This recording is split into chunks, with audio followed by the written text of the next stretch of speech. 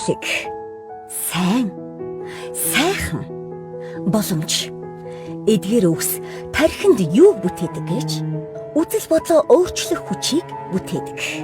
Сэтгэлийн эрүүл мэндэд тань анхааран туслах, амьдралын хүчийг нэвтрүүлэг эхэлж байна.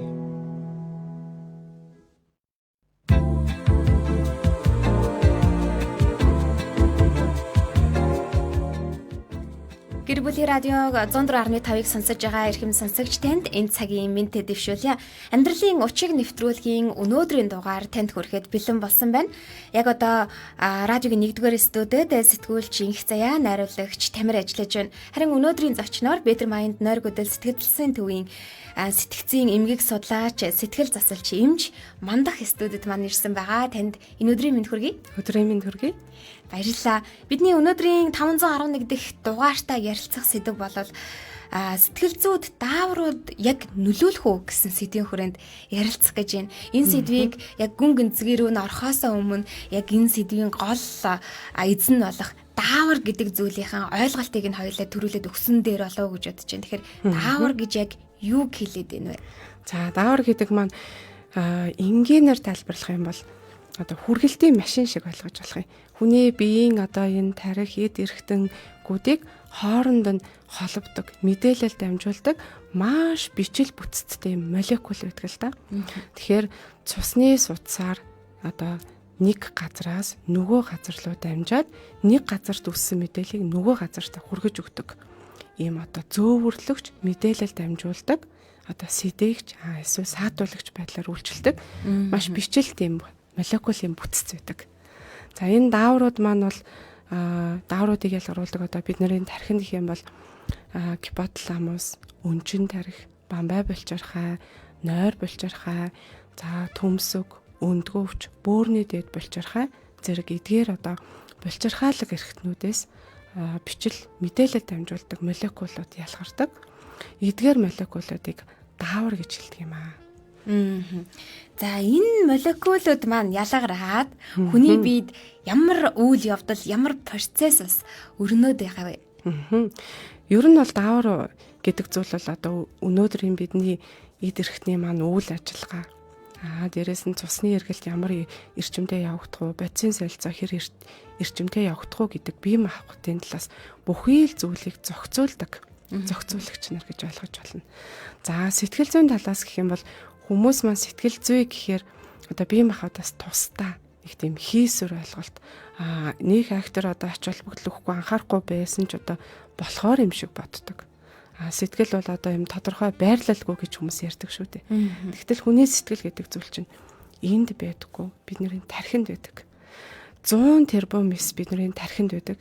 Тэр одоо мэдрэлийн эсүүдийн хооронд явагдаж байгаа дааврын солилцоогоор л өнөөдрийн бидний сэтгэл санаа ямар байх вэ? Ямар зан ааштай байх вэ? Ямар сэтгэл хөдлөлтэй байх юм? Баяртай, жаргалтай байх юм уу? Уйтгартай, гонигтай байх уу? Халамжтай, халуун дулаан байх юм уу? Ууртай, уцаартай байх юм уу? Сэтгэн бодох хурд маань хэр хурдан байх вэ гэд ер нь л одоо энэ оюун ухааны чадвар, сэтгэл хөдлөл, дээрэс нь хосын харилцаа, аав, ээж, хүүхдүүдийн хоорондын харилцаанд хүртэл чухал үүрэг нөлөө үзүүлдэг. Ер нь сэтгэл гэдэг зүйл бол даавар юм а гэж ойлгоход болох юм а. За, тэгвэл хоёулаа нэрлэе л да. Ямар дааврууд байдаг вэ? За, хүмүүсийн маань айгүйг сонсч байсан бах. Аз жаргалын даавар гэж ярьдаг шүү дээ. Хамгийн дуртай даавар. Аз жаргалын даавар гэдэг маань яг одоо шинжлэх ухааны нэршил нь бол серотонин гэдэг даавар байгаа. Серотонин гэдэг даавар маань бидний тархинд хэвэн байх үед бол бид нар юм сэтгэл дүүрэн, ханамжтай, хангалуун, аз жаргалтай байдал үүсдэг юм байна л да. Серотонины түвшин буураад ирэх юм бол депресс үүсдэг. Серотонины түвшин буураад ирэх юм бол сэтгэл түгшилт, айдас үүсэж эхэлдэг юм байна. За, дараагийн маань бас хүмүүсийн мэддэг даавар хайрын даавар гэж ярьдаг. За, окситоцин гэдэг даавар байдаг. За, окситоцин маань бидний тархины өнчин тархинаас ялгардаг юм даавар гэдэг юм байна. Хосын харилцаа. За, дээрэс нь хайрлах, дурлах, шохоорхох, тэгээд ээж аав нар хүүхдээ эрхлүүлэх, хүүхдээ хөхүүлэх, за мөн бэлгийн харилцааны үед их ялгардаг. Хайр дурлалыг одоо хүнд мэдрүүлдэг. Энэ даавар л одоо их хэмжээнд авах юм бол хайрлах, дурлах мэдрэмж төрдөг юм байна л да. За дараагийн маань бид хэд ийм эрч хүчтэй, идэвхтэй байлгадаг даавар гэж байна. Дофамин буюу одоо шагналын даавар гэж хүмүүс ярьдаг. Энэ даавар маань одоо ийм хүнд ийм багтсан, баярлсан, эрч хүчтэй, идэвхтэй, тэмүүлэлтэй тийм одоо байдлыг үсгдэг даавар. Дофамины түвшин бас гений шалтгаантай юм уу, стрессийн шалтгаантайгаар хэвэн байх түвшинээс буурдаг. Ингээ буурахаараа нөгөө хүний маань юм хийх итвэх сонирхол сулраал, эрч хүч сулраал, бүх зүйл хэцүү, төвөгтэй, бэрхшээлтэй санагдаад ирдэг. Дофамины түвшин их өндөр байх юм бол тухайн хүн маань юм хөөрсөн, догдолсон одоо юм сэтгэл хөдлөл өндөртэй байдаг юм байна. Дофамины түвшин хэвэн байгаа тохиолдолд ер нь урам зоригтой, ирээдүйдээ ихтгэлтэй, ядралт багтай ирч хүчтэй байлгадаг даавар. За дараагийн маань одоо өөр нэг даавар гэх юм бол сэтгэл зүйлд нөлөөлдөг гэх юм бол бэлгийн дааврууд ордог. Бэлгийн даавруудаа эр бэлгийн даавар буюу тестостерон, ийм бэлгийн даавар буюу эстроген, прогестерон гэдэг дааврууд үүдэг. Эдгээр дааврууд маань тухайн одоо эрэгтэй эмэгтэй хүмүүсийн бэлгийн дур хүсэл, сексийн харилцаа гэж зохицуулдаг. Мөн тухайн хүний сэтгэл хөдлөлөөр нь хэр тогтун байх уу гэдэг балансыг тохируулж өгдөг. Дээшээгээ байх юм уу, доошоо байх юм уу, яг тогтвортой байх юм уу гэдг нь тэр бэлгийн даавруудаас бас хамаардаг юм байна. Ингээд дуртаад байх юм бол ер нь маш олон дааврууд нийтдээ бидний бие махбод 70 гаруй төрлийн дааврууд байгаа. Эдгээрээс одоо хамгийн чухал гэх юм бол эдгээр дааврууд байна. Даавруудын үүрэг гэж бас байгаа ах тий. Тэгэхээр бидний яг ер нь бол ингээд дааврын талаар сайн мэдэхгүй байгаа дээ. Тэгээ дааврын талаар мэдж байгаа зүйл нь юу гэхээр эрэгтэй, эмэгтэй даавар гэж ерөнхийдөө мэдээд байгаа. Тэгэнгүүт дараагийн асуулт нь юу гэхээр хүүхдүүдийн зан аашийг олохгүй байна. Манай хүүхэд тэглээж гэдэг юм уу те. Шилжилтийн насан дээр нас дааврын өөрчлөлтөнд ороод явж байгаа ах ч гэдэг юм уу. Ингэж бодохоор магадгүй хүүхэд ч гэсэндээ өөрөө бас тусдаа бас нэг дахиад нөгөө олон төрлийн даавар дотор нь хүүхдийн даавар ялгараад байгаа юм болоо гэж хүртэл асуулт гарах жишээний энэ тал дээр хоёулаа нэг хариултыг хэлвэл эрэгтэй, эмэгтэй гэхээс гадна бас олон төрлийн даавар донд бүр хүүхдийнх гэж тусдаа байдгүй. Хүүхдийн даавар гэж бол тусдаа байхгүй л те. Гэхдээ 25 нас хүртэл одоо өсөлтийн даавар гэдэг зүйл ялгардаг. Ялангуяа тэр өсвөр насны үед бол өсөлтийн процесс бол хамгийн эрчимтэй явагддаг учраас өсөлтийн даавар гэдэг зүйл маань илүү төлхөө явагддаг юм байна. Дээрэс нь түрүү ярьсан нөгөө им бэлгийн даавар, эр бэлгийн даавар маань хүүхэд ахуйн нас буюу тэр одоо төрсний дараах цэцэрлэгийн нас бага ангийн үед бол тэр эр бэлгийн даавар, им бэлгийн дааврын түвшин бол насан турш хүнийг бодох юм бол харьцангуй бага түвшинтэй байдаг. Тэгтэл өсвөр насанд ороод ирлээ бэлгийн хоёр дахь шинжүүд тодроод бэлгийн дааврууд маань идэвхжээж ирдэг юм байна. За ингэж идэвхжихтэй шууд одоо өсвөр насны хүүхдүүд шууд одоо том хүн шиг юм тогтвортой дааврын ялгаралт бас үүсдэггүй. Тэг заримдаа их ялгарна, заримдаа бага ялгарна. Энээс болоод тухайн хүүхдийн маань сэтгэлийн хөдлөл одоо юм хэлбэлцэмтгий болоод ирдэг. Өөрөө ч мэдэлгүй, өөрөө ч тгийгээгүй байхад нөгөө эстроген гэдэг даавар, магадгүй прогестерон гэдэг эм бэлгийн даавар маань эмэгтэй хүүхдээр ярих юм бол хэвэн байх төвшнөөс цаанаасаа л бие махбод бас их ялгараад эхэлж байгаа. Тэгэнгүүт эстроген дааврын хэмжээ ихсээд ирэнгүүт эсвэл доошоо багасаад ирэнгүүт нөгөө хүүхдийн сэтгэл санаа, зан ааш нь их тогтворгүй болоод ирдэг. Ууралдгүй байсан юм дээр амархан ууралдаг болно. Амархан юмд гомддог болно, амархан уйлдаг болно. Их эмзэг мэдрэмтгий цочромтгой болчдөг. Тэгэхээр дааврын шалтгаантайгаар дааврын дээр зохицуулга өсвөр наснд яг насан турш хүнийг рүү шилжчихгээл хэлбэлцээд байдагтай холбоотойгоор даавраас болоод тухайн хүүхдийн маань сэтгэл санаа бас тагаад хэлбэлцдэг гэсэн үг. Тэгэхээр тэнд бол хүүхдийн даавар гэдэг зүйл байхгүй. Нөгөө бидний насан туршид байдаг эм бэлгийн, эр бэлгийн даавар маань хүүхдээс том хүн рүү шилжгээл хэлбэлцэх зуур тэрийгэ дагаад хүмүүсийн маань хүүхдүүдийн маань сэтгэл санаа дээшээ доош янз бүр болдог гэсэн үг. Даавар гэдэг маань өөрөө нөгөө сэтгэл зүй гэлтгэж байгаа гэдэгжсэн шүү дээ. Тэгэхээр яа харахгүй өсвөр насны хүүхдийн сэтгэл зүйтэй холбоотой гэхэлэр нөгөө үргэлж донслогоотой байдаг. Нэг өгсөөл, нэг доошлол, нэг өгсөөл, нэг доошлол байдаг. Үүнтэй ижилхэн бас нэг өгсөж доошилдаг даавартай хүн бол эмэгтэй хүн байдаг. Тий.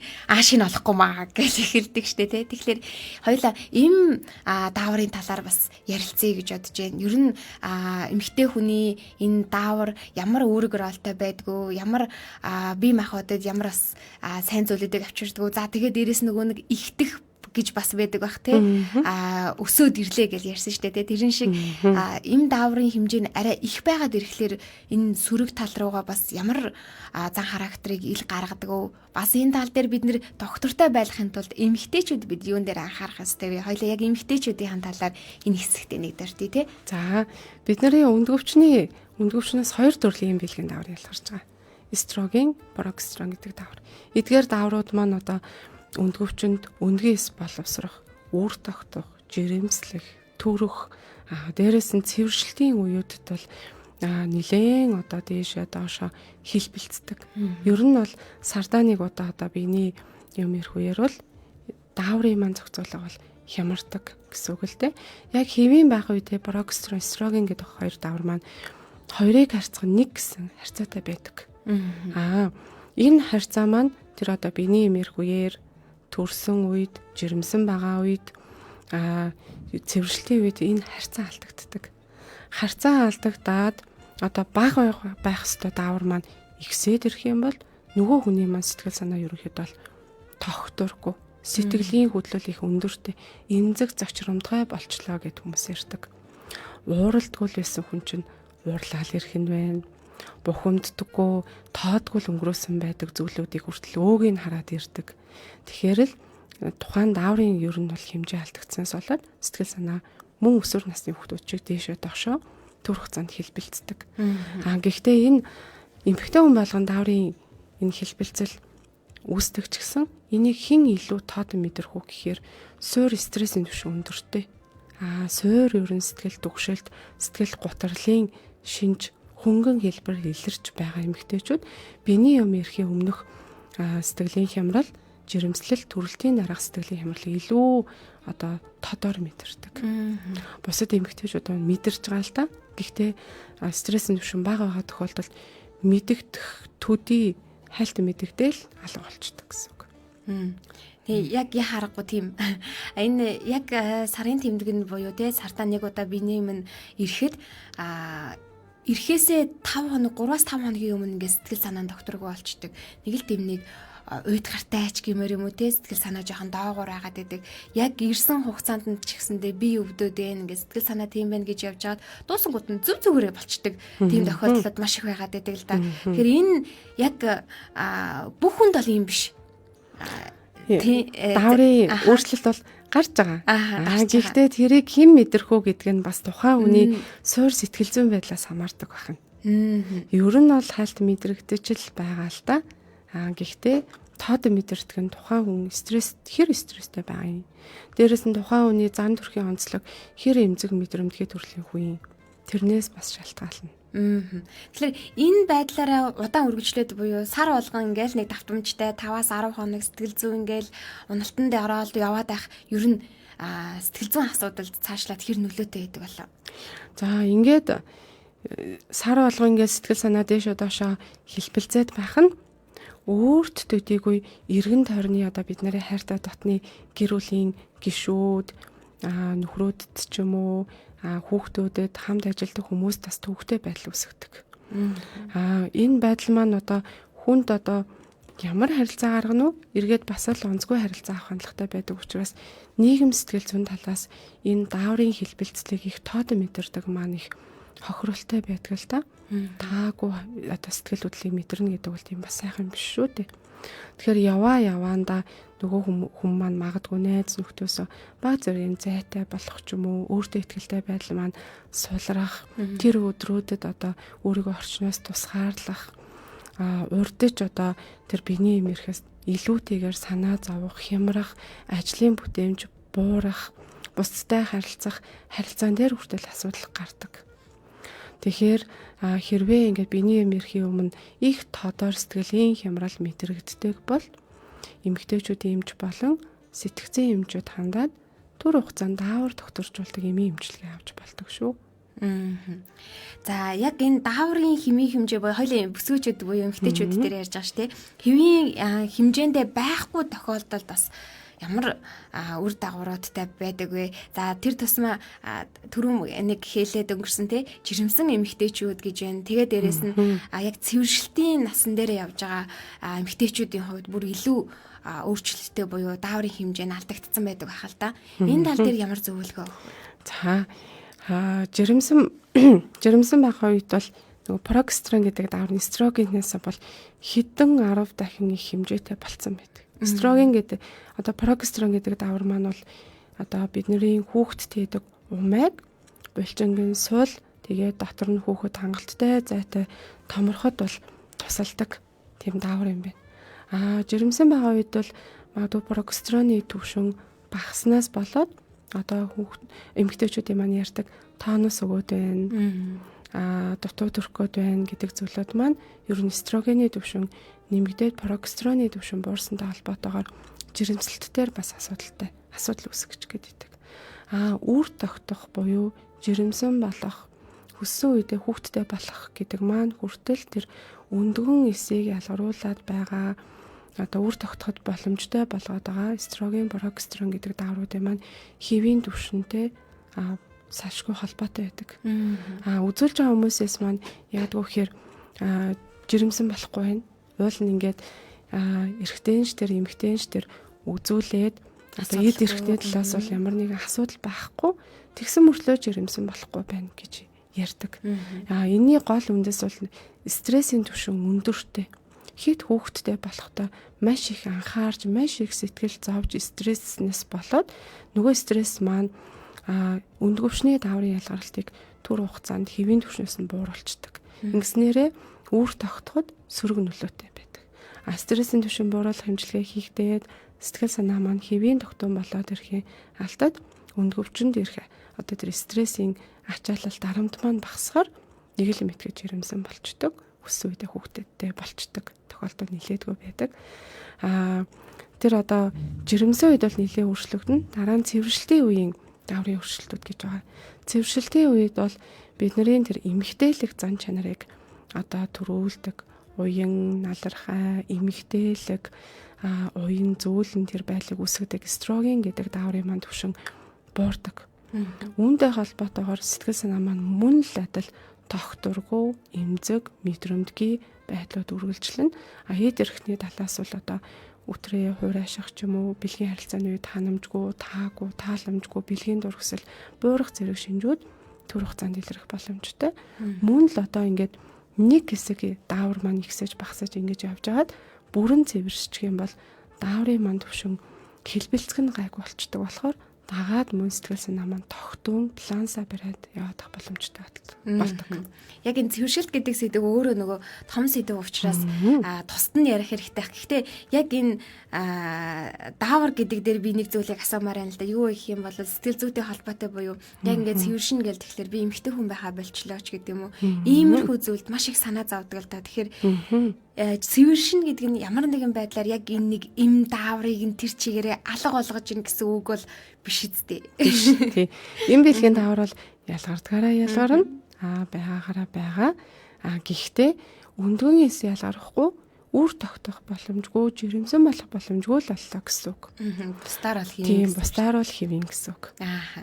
Тэгээ яг энэ үн дээр бүсгүүчүүд аяг санаа зовдөг. Тэгээд энэ насан дээр явж байгаа эмэгтэйчүүдийн хамгийн түрүүнд боддог зүйл нь яг энэ учраас дундаас нь асуучлаа.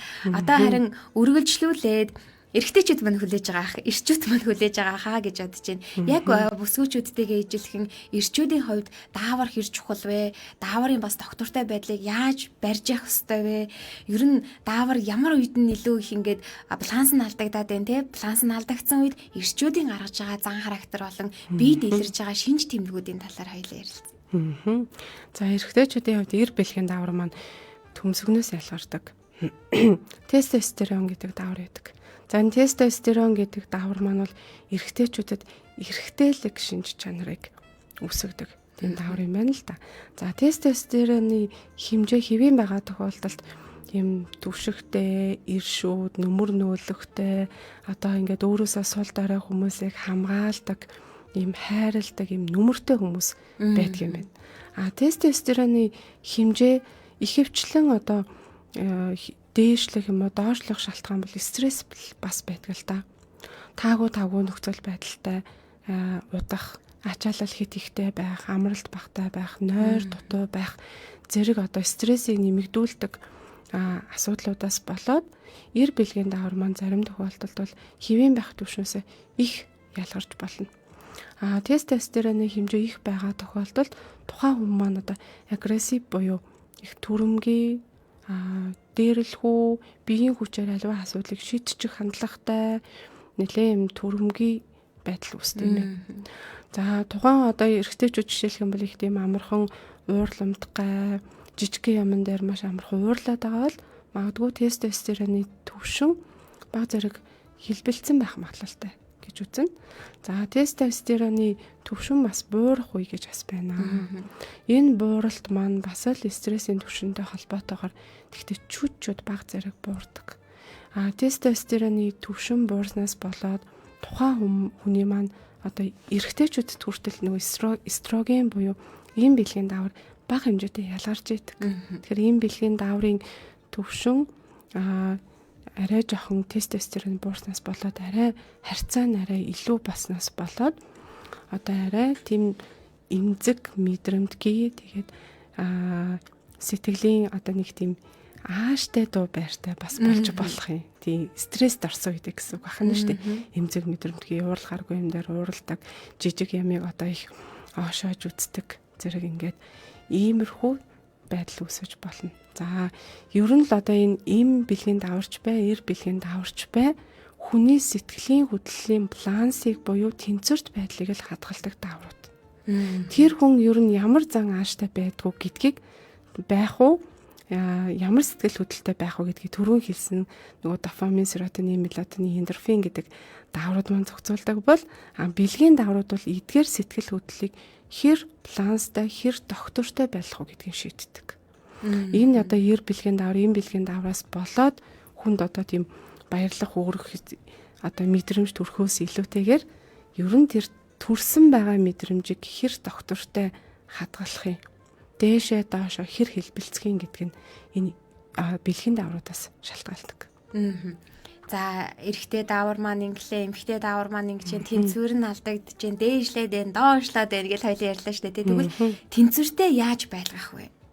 За тэнцвэртэй байлгахын тулд бидний одоо зүгээс хийж чадах зүйл гэх юм бол нэгдүгээрт стрессийн түвшинг бага байлгах хэрэгтэй юм байна. Хэрвээ үнэхээр одоо тэр өндгөвчин дээр эр бэлгийн даавар ялгаруулдаг булчирхаан дээр бүтцийн болон үйл ажиллагааны одоо тийм тодорхой өөрчлөлт үүссэн байх юм бол тэрийг бид хэд одоо амьдралын зөв хэв маягаар ч юм уу энгийн одоо зөвлөгөөгөөр засаж сайжруулад хэвийн болгоно гэдэг бол жоохон асуудалтай.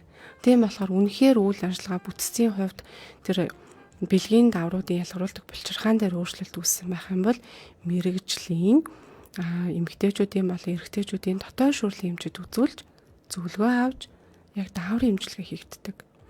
За бүтцийн хувьд зүгээр үйл ажиллагааны дээр ч гэсэн айхтар одоо эмчилгээ шаардахааргүй өөрчлөлт үүсдэг тохиолдол бол стрессийн шалтгаантай хямралууд үүсдэг.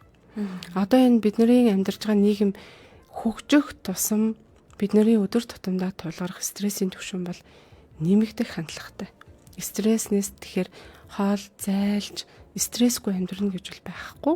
Харин тулгарсан стрессийг сэтгэлдээ хураахгүйгээр сэтгэлдээ их ойрхон хүлээж авахгүйгээр тулгарсан асуудлыг сэтгэлээсээ бушуухан гаргаж стрессээ зөвөр тайлж сурах юм бол одоо би эмэгтэйчүүдийн, эрэгтэйчүүдийн дааврын хямралд өртөх одоо магадлал багасна. Бидний зүгээс хийж чадхаар зүйл бол стрессийн түвшингөө бага байлгах хэрэгтэй юм байна.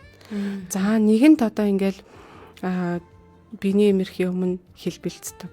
Өсвөр насны үед хэлбэлцдэг. Цэвэршилтийн үед ч гэсэн ингээ хэлбэлцээд мэдэгдээд энэ байдал маань нэлээд хэдэн сарын хугацаанд үргэлжилсэн байх юм бол эмчит хандна. Зүгээр нэг их төвөггүй өөрөө зохицуулчих боломжтой хэмжээгээр одоо дааврын хямрал мэдэгддэг байх юм бол стресс тайлах аргуудаас хэрэглээд сур стрессээ бууруулчих юм бол тэр дааврын хямралыг тэгж их тод томруунаар мэдрэхгүй болчихно гэсэн үг. Дааврын хямрал гэдэг одоо ер нь толгоо өвдөхөөр хүмүүс за толгооны муугаа толгоогоо зүгээр болгочих. Шүд өвдчлээ. За нэг юу хүртэл эмнэлэг хүртлээ нэг эм зуучич гэдэг юм үү те. Ямар нэгэн аргаар аптек авахчдаг. Бидний өнөөдөр ярьж байгаа сэдв буюу дааврын өөрчлөлтийн тал дээр бид нар тийм сайн мэдлэг байхгүй. Даавар маань өөрчлөгдөд байна уу, багасаад байна уу, ихсээд байна уу, алдагдаад байна уу гэдэг зүйл дээрээс тийм нэг ойлголт байхгүй байгаа шүү дээ тий. Тэгээ яг түрүүн хэлсэнчлэн яг нэг чухал үед байнга ингээд стресст ороод нэг сэтгэл санаа эвгүүрхэд байх юм бол та эмнэлгийн байгууллагт буюу мэрэгжлийн эмчт хантаарай гэжсэн. Энэ хугацаа хэр удаан үргэлжлэх юм бол за би ер нь нэг эмнэлэг явах боллоо гэдэг зүйлийг өөртөө хяналттай тавих хэрэгтэй юм байна. Дунджаар нэг 6 сар гэж үздэг. 6 сарын хугацаанд биений эмерхийн өмнө дандаа ингээ хямраад байгаа. Эсвэл одоо нөгөө өсвөр насны хүүхдүүдийн маань сэтгэл санаа докторчиж өгөхгүй 6 сарын хугацаанд бол дээшээ доошоо их хэлбэлцээд байгаа бол ер нь бол эхлээд даавартай холбоотой учраас сэтгэл засалж эмч, сэтгцэн эмч, мөн дотоод шүрлийн эмчтэй ингээд хавсраад эмчлэх юм бол илүү үр дүнтэй. Тэгвэл 6 сараас дээш хугацаанд энэ тогтмол давтагдаад байх юм бол та заавал эмнэлгийн байгууллагт үзүүлж өөртөө зөвлөгөө авах ёстой болчихсон байна гэдгийг бидэнд ямар нэгэн байдлаар шарах сориг болоод мэддэхгүй байгаа ч гэсэндээ сэтгэл доторхоо бол үзүүлж явах ёстой байна гэдгийг эмч маань та бүхэн зөвлөлөө. За тэгвэл яг энэ эмчдэр очихоос өмнө буюу өөрөө зохицуулах боломжтой бол гэд та сая түрүүн тэгжсэн шүү дээ тийм. Энэ яг сэтгэл хөдлөлтөй холбоотой гэжсэн дааврууд маань бүгд тэр сэтгэл хөдлөлөө яг доктортой байлгахын тулд амьдралын зөв хөвшилтэй буюу зөв хэм маягтай байвал доктортой байх ах гэж бодож байна. Тийм ч учраас амьдралын зөв хэм маягтай гэхээр одоо ууралсан үедээ жишээлбэл ямар аргаар стрессээ тайлж болох вэ? Яг стрессийн төвшинг балансыг барихын тулд ямар аргуудыг та бүхэн зөвлөдөг вэ? За хэдүүлээ амьдралын хэм маяг гэл ер нь энэ тэндээс зөндөө олон мэдээллийн одоо их сурвалжуудаас бол сонсч ирсэн мэдчихсэн бахал та. Амьдралын хэм маяг гэхээрээ ер нь бол хүнд чинь хоногийн 24 цаг өгдөг шүү дээ. Их эрүүл, урт удаан аз жаргалтай, эрч хүчтэй амьдрах юм бол энэ хоногийн 24 цагийг 3% ачвал их зүгээр байдаг гинэ. 8 цагт нь бол ажиллаа хийн. Одоо оюуны ажилласан ажил хийн. Дараагийн 8 цагт нь бол амрах юм уу? Эсвэл гэр бүлийнхэндээ анхаарал хандуулах, ажлаас арай нэг өөр байдлаар цагийг өнгөрөх хэрэгтэй. За үлдсэн 8 цагт нь бол хангалттай унтаж амарч явах хэрэгтэй. 8 цаг унтан, 8 цаг ажиллана, 8 цаг бусад одоо хоббинд ч юм уу, гэр бүлдээ ч юм уу, эсвэл өөрийнхөө эрүүл мэндэд эсвэл амрах цаг болгож 8 цаг чөлөө цаг болгож одоо хуваарлах хэрэгтэй байна. За хүмүүс маань унтан гэхээр ер нь залуучуудын маань ярьдаг зүйл цаг хугацаа алдах гээд байгаа юм шиг.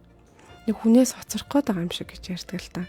Үнэхээр хүнээс хоцормооргүй цаг хугацаа алтмааргүй л байгаа бол шөндөө өдөр биш. Шөндөө 22 цагаас эхлүүлээд нэг 6-8 цагийн хугацаанд бол маш чанартай сайн унтчих хэрэгтэй. Сайн унтаад босоод ирсэн хүн бол өдөр тутмынхаа ажил төрөл ахуй амьдралын зүйлсийг зохицуулахад бол эрч хүчээр дүүрэн цэнэглэгдсэн босоод ирнэ. Өдрийг бол эрч хүчтэй, ядралт багтай, зовлон багтай өнгөрөөч. За амьдралын хэм маяг гэдэг дээр нэгдүгürt нойр орох юм байна. За дээрээс нь цаг хугацаагаа зөв одоо тохируулах хэрэгтэй юм байна. Дараа нь эрүүл хооллолт гэдэг зүйл орж ирдэг. За эрүүл хооллол гэхээр манай монголчуудын хувьд их хвчлэн мах хэрэгэлдэг л дээ. За мах хэрэглэх нь бол зөв. Гэхдээ махтайгаа хамт хэдүүлээ жимс ялангуяа ногоон өнгөтэй хүнсний ногоонуудыг түлхүү хэрэглэх юм бол дааврын манд төвшинг бас эрүүл барихад мөн бидний бие махбодыг юм энергиэр нөхөж өгөхөд илүү тус дэмтэй байдаг юм байна. Хүнд махан хоолыг бол оройны 6 цагаас хойш төдийлөн хэрэглэхгүй байхыг зөвлөдөг. Яг тэр орой 6 цагаас хойш их махтай хүнд хоол идчих юм бол ходоод маань шүнжэнгөө ажиллаад шүнжэнгөө тархинд маань одоо тийм сэрээрээ гэсэн сигнал өгдөг. Энээс болоод нойр маань хулждаг. За дараагийн маань нэг бидний хийж занших зүйл бол идэвхтэй хөдөлгөөн байдаг.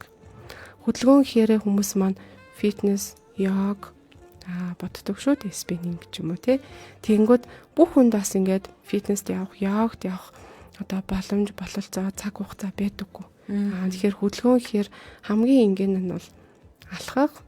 За боломжтой бол жоохон хурдан хэмнэлээр алхаж болно, гүйж болно. Эсвэл гэр орноо цэвэрлсэн ч тэр чинь хөдөлгөөн шүү дээ. Ямар нэг байдлаар хөлс гаргасан хөдөлгөөнийг өдөртөө нэг 20-30 минут хийж хэвсэх юм бол энэ маань бол эрүүл амьдралын хэв маяг юм байна. За магадгүй стрессийн түвшин ингээд өндөртэй, ажлын ачаалал ихтэй, яалтчгүй стрессээс зайлж чадахгүй байгаа тохиолдолд бол стрессийг хураахгүйгээр, дарж өнгөрөхгүйгээр тэр дор нь гадагшлуулж авах хэрэгтэй. За стресс гадагшлуулна гэдэг маань одоо яадгүй гэхээр энэ дотор маань ингээд нэг ажил дээр ч юм уу амьдрал дээр хэцүү зүйл тохиолддог шүү дээ. Гомдсон ч юм уу тий, уур хүрсэн ямар нэгэн байдлаар юм сэтгэл онцгүй болцсон байгаа тэр бодогдоод байгаа бодол, мэдрэмж, санаа зовлон, айдас бүхий л зүйлийг хайртай дотныхаа хүнд нуугүй уудалж 100% ярих хэрэгтэй. Яг юу гэж бодогдоод байна. Бүр ингээд өгүүлбэр болгож ярьдаг. Хүмүүс маань ярина гэхээр их хөвчлэн үйл явдал ярьдаг. Эсвэл одоо ерөнхийлөд ярьцдаг байхгүй. Тэгэхээр зарим одоо нэг 100% юм гарах байснаас 90%-ийг нь гаргаад 10% үлдчихэхэд сэтгэлд стресс үлдчихлээ гэсэн үг. Тэгэхээр 100% бүр нуугүй сэтгэлээ уудалж нарийн ярьдаг. За магадгүй ингээд ярих хүн олдохгүй байна.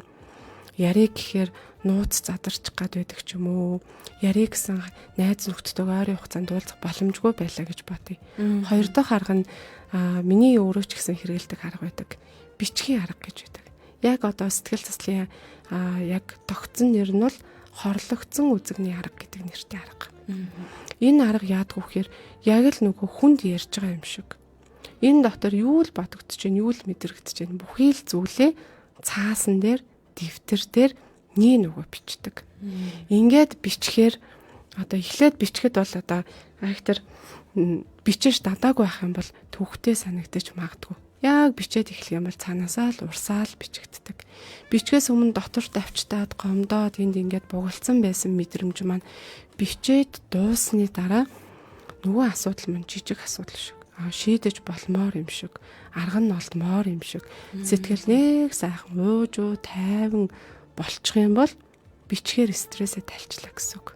Тэгэхээр ярих, бичих, эдгээр аргуудыг хэрэгжилж ер нь бол стрессийг тайлж болно. Ер нь стресс тайлах аргуудыг бол сэтгэл засал хэмжээр ингэж зөвлөдөг боловч хүн болгонд одоо стресс тайлах аргууд өөр байж болно. Юу хийх дуртай вэ? Юу хийхээр сэтгэл маань таатай болдгоо? Юу хийхээр сэтгэл маань тухтай, гоё мэдрэмж авдаг вэ? Тэр зүйлээ л хийнэ гэсэн үг. Заавал одоо тэгнэ, ингэнэ гэсэн зүйл байхгүй. Зарим хүмүүс магадгүй найзтайгаа уулзах дуртай бол уулзаж болно. Ганцаараа алхах дуртай бол алхаж болно. Магадгүй дуртай хамтлагийнхаа дууг өмнө нь сонсдог байсан дуугаа эрүүлээ сонссон ч болно. Танд ямар нэг байдлаар таатай мэдрэмж өгдөг. Нөгөө сэтгэл хямраагаад байгаа асуудлаас түр хугацаанд ангижруулаад анхаарлыг чинь сарниулцдаг. Тийм л одоо гоё мэдрэмж төрүүлдэг аргуудаас алийг нь ч хэрэгжилж болно. Бүтэн нэг кино одоо дуустал нь үзээ суусан ч стресс бас сайхан тайлагдчих шүү дээ. Тэгэхээр стресс гэдэг тайлдаг арга гэдэг бол тийм тогтсон айхтар одоо дэмдэг журамтай зүйл бол биш ээ. Хувь хүн болгонд бол өөрсдөө аргаа сонгож болох нэ. Энэ дээр үргэлжлүүлээд нөгөө ярина гэсэн яхаа ганцаараа байхдаа найздаач гэдэг юм уу те хин нэгэнд за эсвэл яг бичгийн аргаарч гэдэг юм уу бичээд стрессээ тайлах боломжийг бас олгоод байна л да. Харин гэр бүл болоод ирэхлээр хосууд бие биентэйгээ ярихгүй байснаасаа болоод зөрчилддөг. За тэгээд үүнээсээ болоод нөгөө дааврын өөрчлөлтүүд янз янз гарч бие биентэйгээ улам ойлголцохгүй болдог ч гэдэг юм уу. Тэгээ энэ үед ярилцаагүй үедээ бас хосуудын ярьдаг зүйл нь юу гэх юм бол угаасаа надтай ярьдаг юм аа эсвэл би яриулж чадахгүй байна уу ч гэдэг юм уу те энэ асуудлыг тавьдаг л да. Тэгэхээр ер нь яг яаж ингэж ярьдаг болох уу? Ярьдаг ингэж хоорондоо яаж ярилцах тэр үе таалгыг нээх боломжтой вэ? Жишээлх юм бол хоёулаа хосуудтай зөвлөвөл те. Ер нь ингээд үзүүлэх гээд ирж байгаа гэр бүлтэй залуучууд, бүсгүүчүүдийн маань нийтлэг хэлдэг зүйлэлтэй. Ярилцаарай гэхээр манай нөхөр ярилцдаг юм уу? Манай эхнэр ярилцдаг юм уу? Ярилцах юм бол тэгээд маргаан болчдгийг. Ер нь ойлголцдоггүй юм гэж ярьдаг. Энэ дээр гаргадаг нэг алдаа бол хүн ярилцсан гэхээр хамгийн түрүүнд толгойд орж ирдэг зүйл нь ярина л гэж боддог. Ярина. Гэхдээ ярихаас илүү хамгийн тэр ярилцахад хамгийн чухал зүйл нь сонсох байдаг. Маш сайн сонсогч тухайн хүний үгийг таслахгүйгээр, буруутгахгүйгээр, шүүмжлэхгүйгээр, заавал зөвтгөж залруулахгүйгээр зүгээр л дэмжсэн сайн сонсогч байх ёстой. Ерөөсөө сайн ярилцагч байяа л гэж бодож байгаа бол сайн ярилцаж ойлгодог байяа л гэж бодож байгаа л эхлээд сайн сонсогч байх ёстой. Тэгэхээр хүмүүсийн маань гаргадаг алдаа бол яадаг вэ гэхээр ингээд нэг хоёр найз уулзаад ч юм уу гэр бүлийн хоёр хүмүүс ингээд уулзаад ярина штэ. Яриад нөгөө хүн маань уулын за намайг сонсох юм байна гэж бодоод сэтгэлээ уудлаад ярьж байтал дундуур нь таслаад өөрийнхөө бодол санааг хавчуулаад хэлдэг хандлагууд байдаг л та. Юу гэж тийм байдаг юм бэ? Тийм биш штэ. Наа чи тийм байхгүй юу? Чи буруу бодоод байна. Юу гэж тийм байдгийг гэдэг үгнүүд хэлэгддэг. Тэгэнгүүт нөгөө хүн мэдрэмжээ нээгээд бол ингээ ойлголцох гээд ярих гэсэн чинь тэр хүний мэдэрж байгаа мэдрэмж, бодож байгаа бодлыг шууд үгүйсгээд өөрийнхөө бодол санааг тулгадаг нь тэр хүн шууд сэтгэлээ хураачдаг юм байна л да. За болио. Яг энэ асуудлыг яг над чиг миний талаас ойлгохгүй юм байна. Ингээд миний ярих гэжсэн яриаг тасалдуулаад дундуур нь хаалт хийгээд ах юм байна гэдэг. Ярихгүй байна, ярьдаггүй гэдэг хүмүүсийн маань эхлээд би хэр сайн сонсогч вэ гэдгээр нь бодоод үзээрэй. Хүмүүс маань сонсно гэхээрээ бас тэр хүнийг ойлгох гэж биш. Юу гэж хариулах уу? Юу гэж зөвлөх үү гэж сонсдөг юм байна. Хариултаа бодоод. Тий, хариултаа. Тэгэхээр энэ бас нөгөө сонсогч биш болчихж байгаа байхгүй. Тэгэхээр зүгээр л тэр хүний ярьж байгаа зүйлийг байгаагаар нь л ойлго. Ямар нэгэн зөвтгөх, буруутгах, засаж залруулах зүйлгүйгээр маш сайн сонсогч бай. Тэр хүний оронд өөрийгөө тавьж үзээд сонсох нь шүү дээ. Ихэнх хүмүүст бол тэр гэр бүлийн харилцаан дээр асуудалтай хүмүүст юу гэдэг вэ гэхээр ганцаардаад байна. Намайг ойлгохгүй байна гэдэг зүйлүүд ярьдаг чинь муу сонсоод байна гэдгээс л үүдэлтэй байдаг. Тэгэхээр даавар гэдэг зүйл бол яа харахгүй сэтгэл зүйд бол холбоотой нөлөөлдөг болж таарад байна. Тэгвэл даавар сэтгэл зүйд нөлөөлж байна. Мэдээж яг энэ даавар маань сэтгэл зүйд нөлөөлснөөрөө нэлээд удаа яваад буюу 6 сараас дээш хугацаанд гэж ярьж байгаа шүү дээ, тийм. Энэ хугацаанд удаан үргэлжилсэний эцэст бид ямар сөрөг нөлөө үзүүлэх вэ? Цаашлаад бид нэр өөрсдөө ингээд энгийн аргаар буюу амьдралын зөв хөвшлээрээ эрүүл болгочих буюу дааврынхын тэнцвэртэй байдлыг сахичих боломжтой байтал энийгээ үргэлжлүүлээл тоохгүй үл оошоогоол ямар гаран дээр гарсан шарх байгааш яавал гэжтэй гэл ингээл яваал байх юм бол ирээдүйд биднийг ямар бидний биеинд мэдэгт хүүц нүдэнд харагдах хүүц өөрчлөлт хүлээж байгаа вэ? За түрүү хэлсэн хүний сэтгэл зүй гэдэг маань ер нь дааврын л даавар л гэж ойлгоход болно. Бид хэд бол түрүү нөгөө бие махбодтой байдаг даавартай холбоотой ярьсан шүү дээ.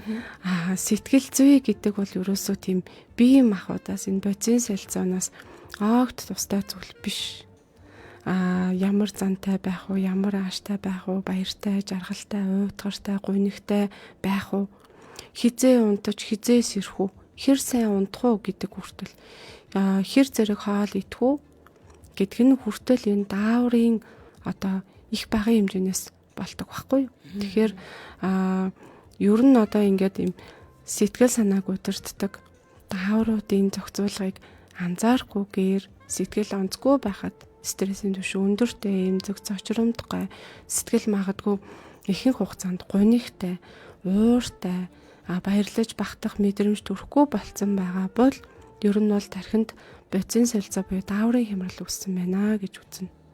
За ингээд нарийн бодоод үзэх юм бол бидний амьдралыг, бидний гэр бүлийг, бидний ажил төрлийг бидний бие махбодыг юу удирдах, юу зохицуулж байгаа вэ гэхээр бидний тархины үйл ажиллагаа буюу сэтгэл зүй маань бид нарыг удирдах, өнөөдрийн ажлыг хийлгэж, өнөөдрийн амьдралыг одоо зохион байгуулж шүү дээ. Тэгэхээр одоо энэ сэтгэл санаа онцгой байгаа үед л тухайн хүний маань одоо дааврын хямрал үүссэн байгаа гэсэн үг байна шүү дээ. Сэтгэл санаа онцгой байхдаа сэтгэл заа яах вэ? Тэгээд тэгж зүгээр болох байлгүй гэл ингээд яваад ах юм бол тухайн хүний маань карьерт бодиттой сөргөнөлөөтэй.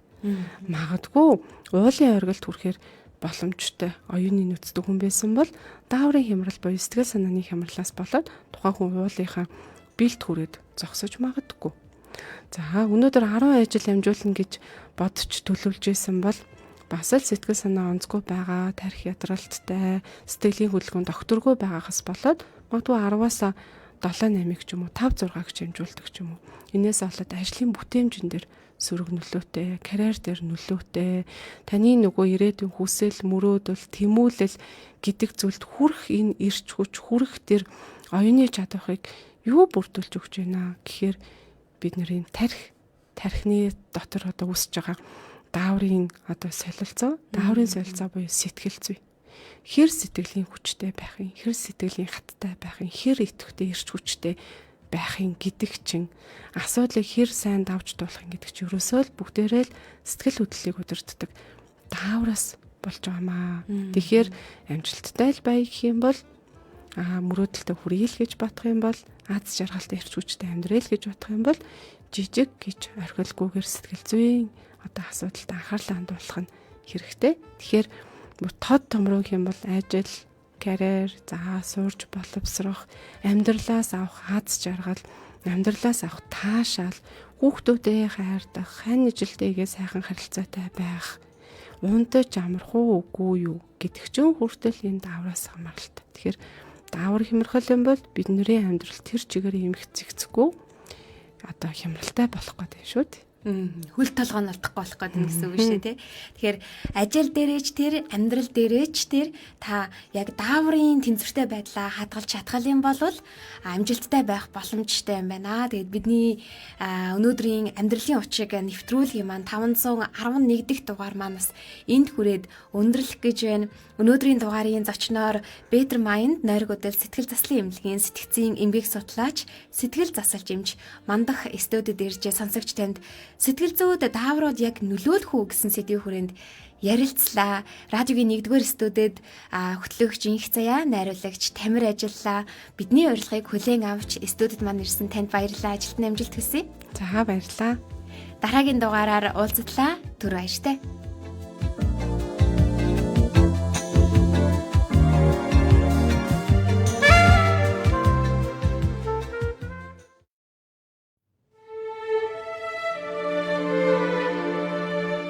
Ирээд буцах богинохон цаг хугацаанд хамгийн түрүүнд өөртөө таалагдж амьдр. Тэгж байж л өөрийгөө ч бусдыг ч хайрлаж чадна. Сэтгэл зүйн боловсрол олгох амьдралын хүчийг нэвтрүүлэг танд хүрэлээ.